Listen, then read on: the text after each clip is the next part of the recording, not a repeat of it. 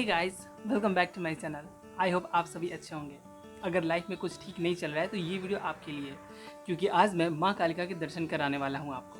इस धरती के किसी भी कोने से अगर आप अपने मन में माँ को याद करके कोई भी इच्छा जाहिर करते हैं तो माँ आपकी सारी विशेष पूरी करेंगी। और माँ अपने भक्तों को सिर्फ प्रसाद चढ़ाने के लिए मंदिर बुलाती है। तो देर किस बात की, चलिए चलते हैं। इस वीडियो को शुरू से अंत तक देखिए, क्योंकि मंदिर की रूट, टाइमिंग और इतिहास ये सब मैं आपको बताने वाला हूँ।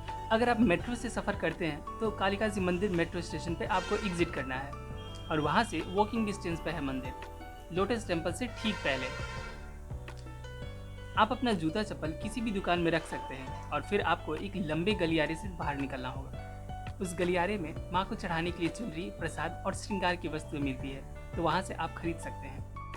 आपको बता दूं, इस मंदिर में तांत्रिक और सात्विक पूजा दोनों साथ होती है। देश के किसी भी मंदिर में तांत्रिक और सात्विक पूजा दोनों साथ नहीं हो सकती, क्योंकि ये मंदिर मनोकामना सिद्धिपीठ है।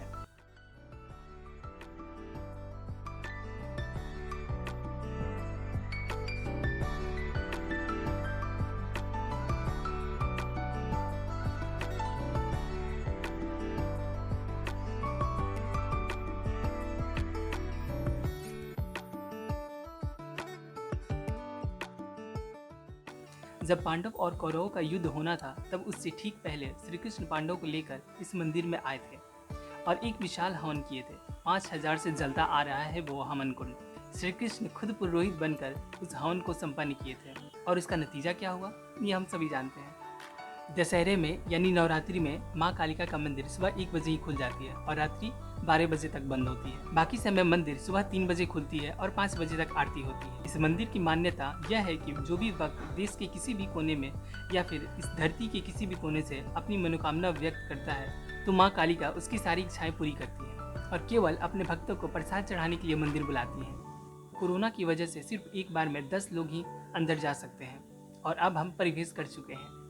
माँ का दर्शन करने से पहले मैं आपको इतिहास बताता हूँ। माँ काली जब राक्षस का वध करने विकराल रूप धारण करके जब चली थी तब उस राक्षस की खून की बूंदें जहाँ भी गिरती वहाँ फिर से एक राक्षस पैदा हो जाता और माँ क्रोध में उसका वध करते जाती। एक समय ऐसा आया जब राक्षस तो पूरी तरह खत्म हो गया, लेकिन माँ बेकाबू हो गई और सभी लोगों को मारने लगी। फिर भगवान शंकर अरावली पर्वत पर आकर लेट गए और जब माँ काली का पद उनके शरीर को छुआ तब उन्हें एहसास हुआ कि ये भगवान शिव है और माँ काली वहीं शांत हो गई। उसी पर्वत पर माँ विराजमान हो गई और उनका शांत रूप स्थित हो गया। माँ काली का विकराल रूप कोलकाता में है और शांत रूप इस मंदिर में है।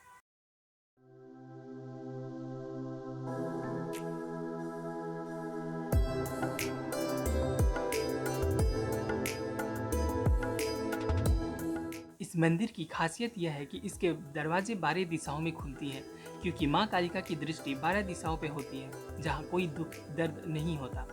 यह एकमात्र ऐसा मंदिर है जो ग्रहण के समय भी खुली रहती है। ग्रहण में माँ दर्शन देती है और इसके दुष्प्रभाव को खत्म कर देती है। इस आग में सूखा नारियल और नींबू चढ़ाते हैं। जो भी दुख दर्द तकलीफ होती है वो इस आग में भस्म हो जाती है।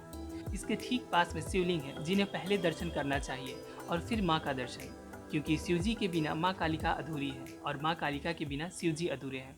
एक बार की बात है, यहाँ के राजा ने मंदिर को बड़ा बनाने का आदेश दिया, जहाँ इस शिवलिंग को हटाकर दूर स्थित करना था ताकि मंदिर की परिक्रमा बड़ा हो सके। राजा के मजदूर ने 96 हाथ नीचे यानी कि 96 हाथ नीचे उन्होंने खुदाई कर दी।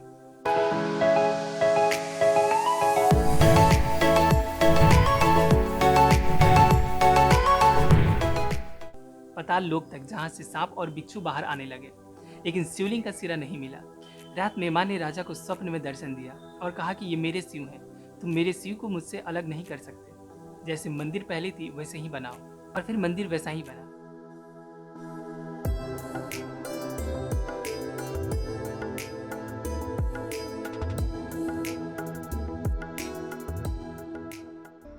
तो अभी चलते हैं ऊपर की तरफ। यहाँ भी परिक्रमा करना होता है। हमने भी परिक्रमा किया। इस विशाल शिव मूर्ति के चरणों में लोग अपने बच्चे को रखकर भगवान शिव का आशीर्वाद लेते हैं।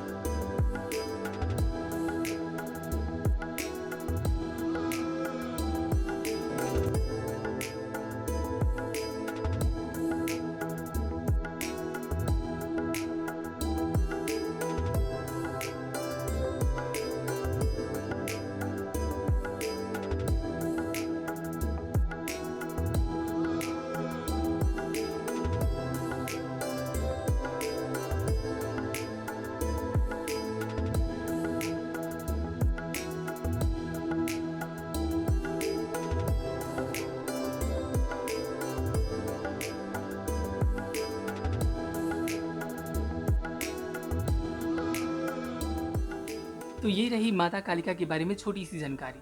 आई होप आप बहुत जल्द माँ कालिका के दर्शन करने जाएं और आपकी सारी तकलीफें दूर हो जाएं।